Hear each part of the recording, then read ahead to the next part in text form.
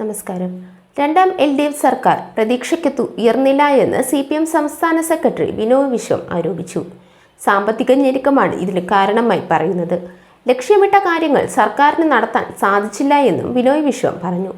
LDFന് സംഭവിച്ചത് പ്രതീക്ഷിക്കാത്ത തോൽവിക്ക് പിറകിൽ ജനങ്ങളുടെ സ്നേഹത്തിന്റെ മുന്നറിയിപ്പാണ്. ആ പാഠം CPI പഠിക്കുന്നുണ്ട്, CPMും പഠിക്കണം. തിരുത്തൽ ശക്തിയായി മുന്നണിയിൽ തുടരുമെന്നും ബിനോയ് വിശ്വം കൂട്ടിച്ചേർത്തു.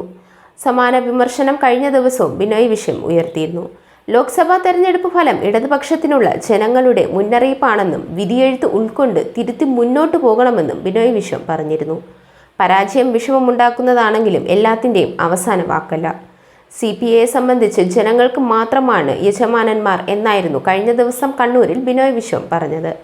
BJPയെ എതിർക്കാൻ മതേതര കക്ഷികളുടെ വിശാല വേദി വേണമെന്ന ആശയം ആദ്യം മുന്നോട്ട് വച്ചത് CPI ആയിരുന്നു. രാജ്യത്തെ കാൽക്കീഴിലാക്കാൻ ശ്രമിച്ച BJPയെ ജനം പരാജയപ്പെടുത്തിയെന്നും അദ്ദേഹം പറഞ്ഞു.